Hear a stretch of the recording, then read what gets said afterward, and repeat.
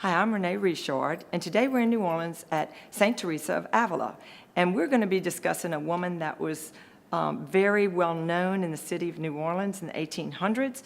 There is actually a statue about a block from here to her legacy, and that woman is Margaret Haughery. She was known as the bread woman of New Orleans and the mother of orphans. She has many titles. Most of them are just Margaret or our Margaret. So join us today as we talk about this incredible woman on Roots of Faith.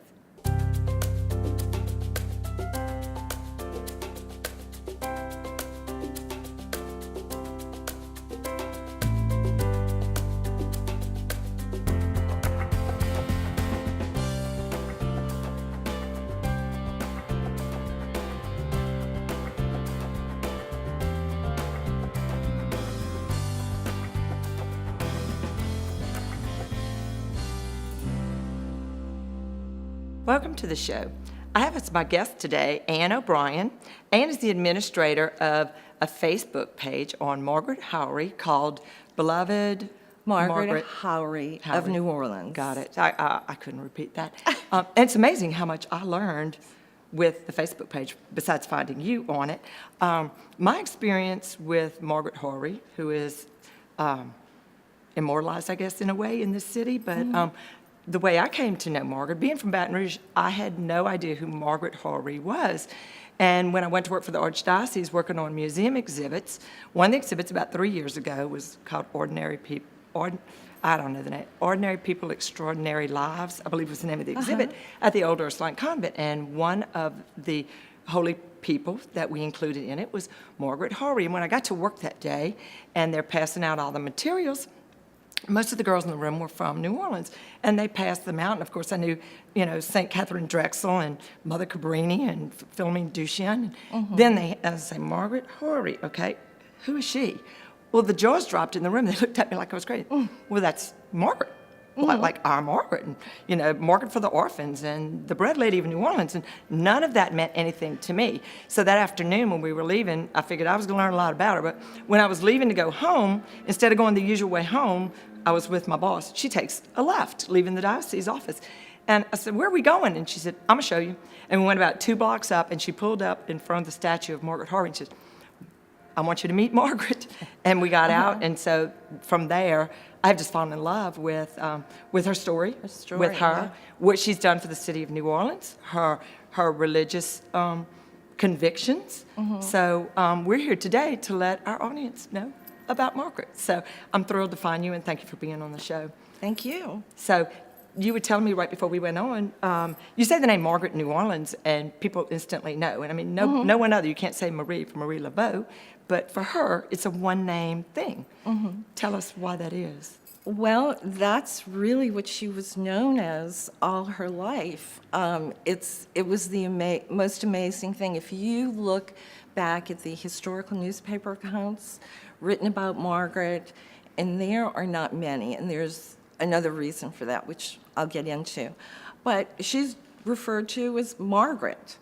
And I don't know if it was because people couldn't pronounce her last name. Most people didn't know her last name, but she was known throughout the city as Margaret. Oh, so cool. So let's talk about how she even got here, because she was born in Ireland, correct? In 1813? Yes. Around in that ballpark? Yes. Where, She was born in a little village called Tully in Carrigallen, County Leitrim in 1813.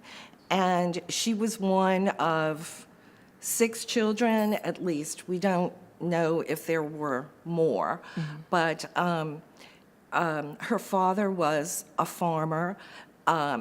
There's some people that say perhaps he worked as a tailor for a time, but they were very typical of the Irish Catholics of that era, in that they farmed just a little plot of land. They depended on the potato for their substance. Yes, absolutely. And at that time, there were, I think, several years of harsh climate. In fact, I think around 1815, there was, it was called the Summer of No Sun, because wow. it It rained rained the whole time? constantly. And the Gaffneys, which is Margaret's maiden name, Okay. Gaffney, they decided to pick up roots and go to the United States. So For a better life, like many of the other Irish yes, that were coming here, right? Yes, and they left 3 of their children behind, and With relatives, though. yes, Right. absolutely. That's to come- what to come later Yes, is that's what what was they the did plan. then. Yes, and so the voyage back then took 6 full months, and they really ran out of food. They were down to everybody getting like a cracker a day. It was brutal. But on that trip, the Gaffneys made friends with a woman from Wales called Mrs. Richard, who plays into the story later on. And so I want to say they were in Baltimore a couple of years, and Mr. Gaffney had started sending back money for the other children and was saving up to bring them when both he and his wife were struck down by yellow fever. And another daughter that had come on the trip with them, she also died. The brother named Kevin ran away, was never heard of again. And so there was just Margaret, who was about 9 years old at the time. And And by herself so, in the city, yeah, as an orphan. yes. Basically. And so she had lost everyone that she ever loved. And Mrs. Richards from Wales, who had come over on the boat with the Gaffneys, heard about Margaret and took her in. And so Margaret lived with her until she became an adult. She never received an education. Some people think that she was probably just a glorified housekeeper. We have no way of knowing that. But she, in essence, lived with Mrs. Richard, who took her in. Mrs. Richards was a Baptist. Yeah, I'd heard but- she wasn't Catholic, but allowed Right. her to practice her Catholicism. 'Cause That's Margaret exactly was Catholic, right? Yes, absolutely. And so Margaret stayed with her, and then we next pick up Margaret when she is getting married in Baltimore to another Irish immigrant named Charles Haughery, who was a sickly man. And so really the month after their wedding, they were married in, I want to say, around October 1835. She would have been about 22, 23 years old. And they decided that he needed a warmer climate, and so they Decided to got come on the here. boat, the Hyperion, and came to New Orleans, landed here, and apparently he was okay for a while. Then he started getting sick again. It was recommended that he take a sea voyage. Yeah. He wanted to go back to Ireland. And so he went to Ireland, and it was really as soon as he got there that died. he died. And in the meantime, Margaret had given birth to a daughter named Frances. And from the accounts, the baby lived, just a few months and died.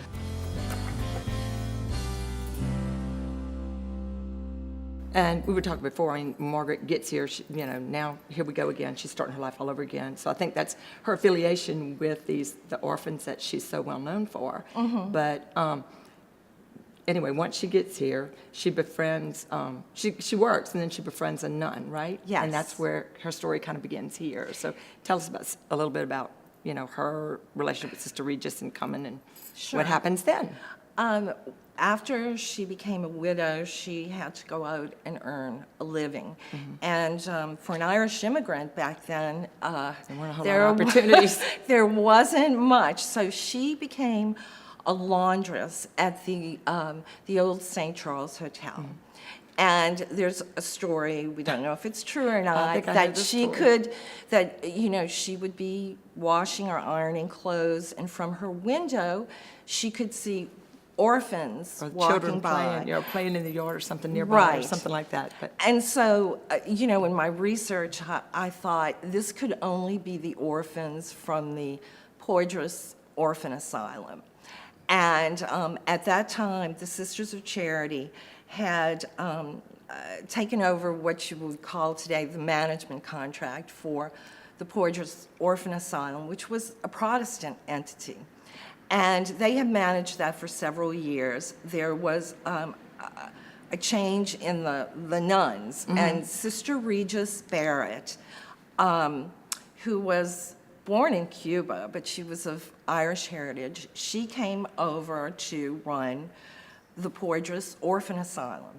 That didn't last very long because at that time, you're talking about 1835, that's when you started really having waves and waves of immigrants coming into the city. Some years you would have just Germans, 24,000 Germans coming into the city.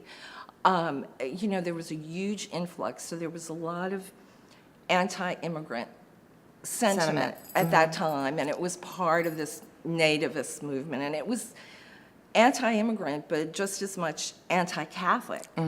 And Very much so then. So all of this got in between the nuns that were running the Protestant asylum and the management of the asylum, where, in previous years it had been fine, but it was just, Yeah, they knew there they was couldn't too stay. much from the outside. So Sister Regis and I think the 2 or 3 nuns with her left, and they found another place. And it wasn't the best situation in the world because they really didn't have any money. And they found a place, it was called Old Withers. And actually, the man who owned it was named William Withers. He had died about 1829. So one of his properties had been vacant since then, and it was run down, decaying, decrepit, haunted, they said. But the Sisters of Charity and Margaret, who by this time had joined them to help in any way she could, they moved in. yeah, I think, and part of that too is when she met Sister Regis and all the kids was really the first time she had interacted with children. And I think the story goes pretty much that she said, if I can work with these orphans, if I can help you, my goal is just to help you if you'll just let me live here and be a part of their lives and them part of my life. And it kind of went from there, right?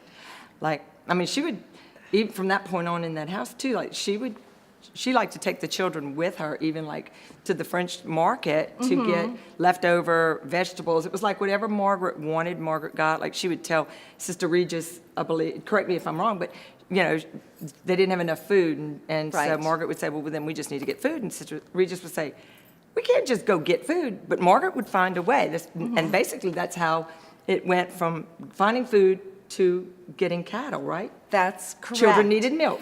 That's correct. And there is, in the archives of the Sisters of Charity, there's really a record of Margaret's first act of generosity. And of course, we know this was not her first act of generosity, but it's the first recorded act where they moved into this old, decrepit, haunted house called Old Withers. And they hadn't eaten dinner the night before, the nuns or the orphans, but the next morning, Margaret went out and got breakfast for everyone, and that's in the archives. So that's documented as her first act of generosity. One of the things I do know about her is that Sister Regis, she could not read or write. Sister Regis's handwriting, like in the Archdiocese of New Orleans when we did the exhibit, we had milk tickets because she even provided the bishop with his milk. And we would have her receipts for the milk, and it's Sister Regis's handwriting that she would fill out all of that. So there was a relationship between those two women, and all that Margaret did, because from the food then, they needed a cow. She bought 2 cows to start with, and before long she owned like 40 in a dairy. That's right. That's right. And then she was selling milk to everybody in the city. She she really stepped out and stepped up. She would take a go-kart or a wheelbarrow, and she would go through the streets. She would go to the hotels, to the restaurants, and knock on their door. Do you have any old fruit, old food, whatever? And she would fill the wheelbarrow up and wheel it back to the orphanage. And so, yes, she did get 2 cows and many more. So that's a whole other part of the story, which actually concerns this great church that we're in, because that's where it started.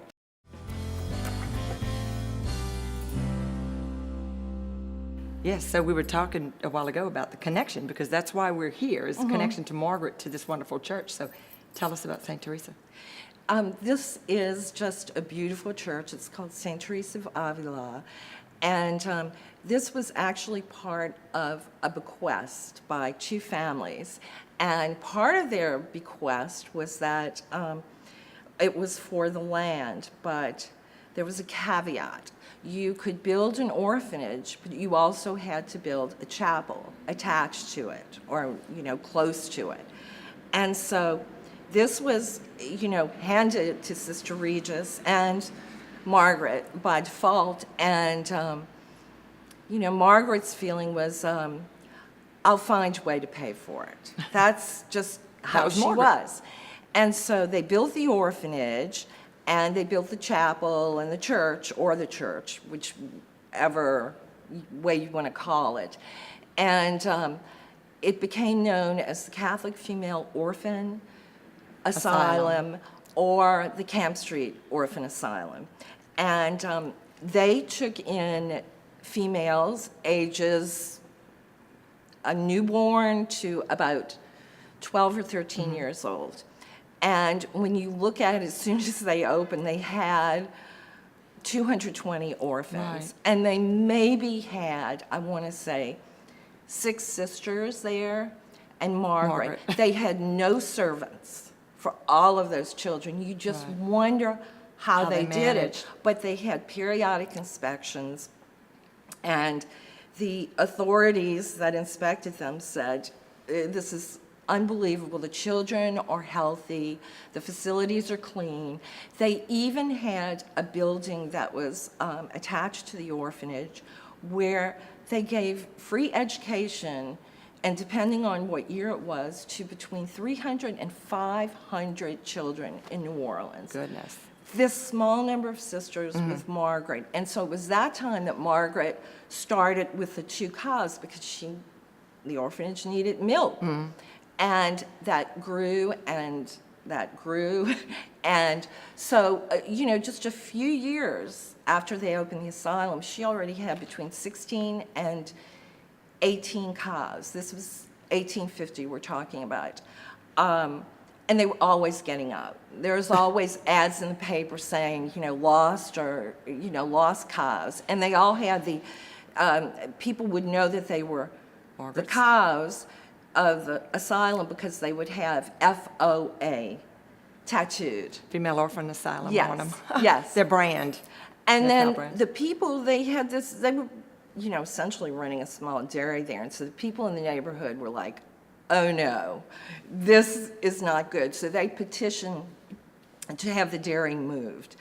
But in the meanwhile, Margaret and what she did with this dairy really helped get the asylum over a lot of troubles, because the state would give about $3,000, and the nuns said it cost, minimum about $15,000, $16,000 to run it. So the rest of that money had to be made up. That was made up by Margaret after she gave the orphans their milk, and she was the one that got up and milked all those cows, got in the goat cart, and sold the milk. So all over town. Between her and the fairs they would have have to benefit the orphans, that would make up the deficit. Bulk of the money. So, anyway, that went, her time with that orphan asylum, really, it's when she flowered, I want to say. And both she and Sister Regis, and I can't emphasize enough what a mentor Sister Regis was to her. It was the 2 of them heads together saying, we have no money, how can we make this work? And Margaret would step up and she would say, if you build it, I will find the money. And that's basically what happened, yeah. Yeah. And she would bring her orphans to Mass here, correct? That was That's part correct, of it here. yes, She would yes. take the orphans everywhere with her because that was part of her, that was their outing, and then it was her way to, have people realize that these kids needed True. stuff. So she was a shrewd businesswoman and pretty good But- psychology. Yeah, but I person, have too. to tell you, and this is, I think, really important to her story, is that Margaret really shunned publicity.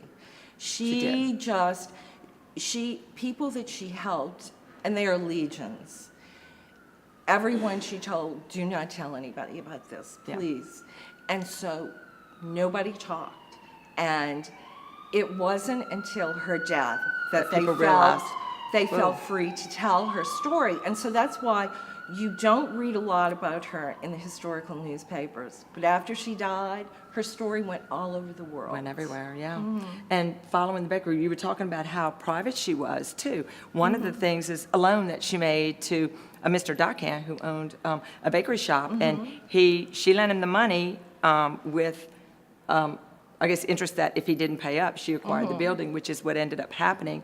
And that mushroomed also for her major business as well. That was, yes. So, but let's take a break. We'll come back and talk all about the bakery. Okay.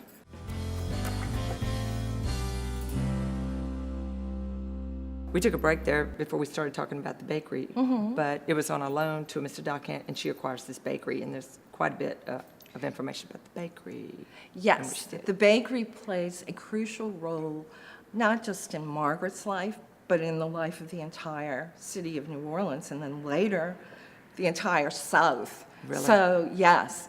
So she, you can look and see that in 1859, she sells her dairy, which was on 7th Street in New Orleans.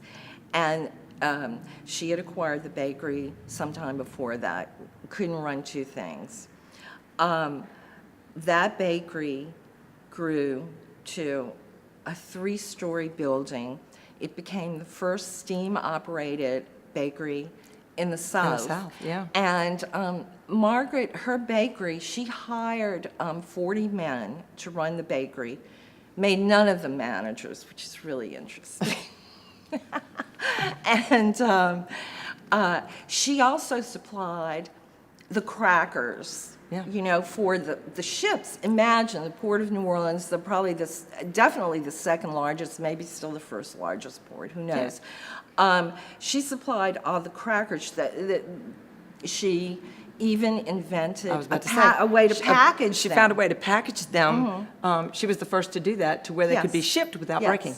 Yes, and she had several patents on that as well. So she had this bakery, beyond all bakeries. They could mill flour, 800 pounds of flour a day. A day. So you can imagine the scale of this bakery. And what she did was, the bread from her bakery, she supplied all of the orphanages. If the orphanage didn't have any money, they weren't Didn't matter. charged. If they had money, they were charged a minimal amount. And so you could see her bread cart all over the orphanages throughout the city. And by this time, there were many because of all the epidemics Right, that we had and here. in her case too, besides the orphanages, the poor people who didn't have anything to eat, which may have been how she was at 2 points in her life, after her parents died, and again when she was widowed here. But she would cut the loaves in half so that they couldn't sell them. Am I correct on that story? So Very the story true. goes, she would cut them so that they couldn't sell it, but she never turned anybody down. No. Anybody that was hungry, but that included when the war came, when the Civil War came, did it not? Yes. The Civil War, anything in or out the city, there were blockades Yeah, by the Butler Union. shut it down, yeah. The Union soldiers, you couldn't get in, you couldn't get out, you couldn't get food, nothing. Couldn't cross flour or cross the lines. Yes. And so, Margaret, she went to General Butler. This is. Yes, see, I heard he called her in because Yes. she was still getting her flour across Yeah, the lines. she was but- just going, she was saying, you let me through, you deal with me. Right. Because she was desperate you know, not just to feed the orphans, but all the starving people in New Orleans. So she and Butler, it's a great story the way it's told. I'm sure it didn't actually happen that way, but General Butler, because she said, your President Lincoln wouldn't want these people to starve, and so he agreed with her. She got a pass. She was able to run her bakery, and she gave the bread away free during that time because nobody had any money. Yeah, the Union soldiers and the Confederate soldiers both. Both. At that time. And, you know, that was the thing, and it's probably good to insert it here about Margaret in telling her story and why she is so special, why she is so beloved, is because back in that time, Margaret gave to everyone. She gave to the Catholic, the Protestant, the Jewish asylums, the black orphans, the white orphans. She had no boundaries because she said, you know, they are all orphans and they are all God's children. That's it. And that was her philosophy. And that, I think, is just one of the things, it transcends her story to me, because back in a time, that just wasn't done. No, it wasn't. And this woman is making all this money with this bakery. She only had 2 dresses, so the story goes. She dressed very simply, no shining the light on her. But with that money, we go run out of time. So she built things and donated it, right? So Yes. St. Vincent being Yes. one of those? Her, you know, her biggest achievement in her mind, life, yeah. Was the building of St. Vincent's Orphan Asylum for newborns up to about 4 or 5 years old. There was no place like that anywhere in the United States at that time. Sister Regis, she was what you would call an early social worker. She thought ahead. She knew that at different stages in a child's life, there were different needs. So this was something that she and Margaret worked on. It was opened about 1862, right in the middle of the Civil War. And I even found an old receipt from the Union Army. They gave $500 for the asylum. Yeah. And so the bread money that Margaret made, and she made a lot, but the thing about Margaret was, she didn't keep her money. She didn't hold on to it. So we have no idea how much money she gave away during her lifetime. But she supported St. Vincent's and retired the debt on St. Vincent's, which was a tremendous undertaking. So, you know, for that, she is very much remembered.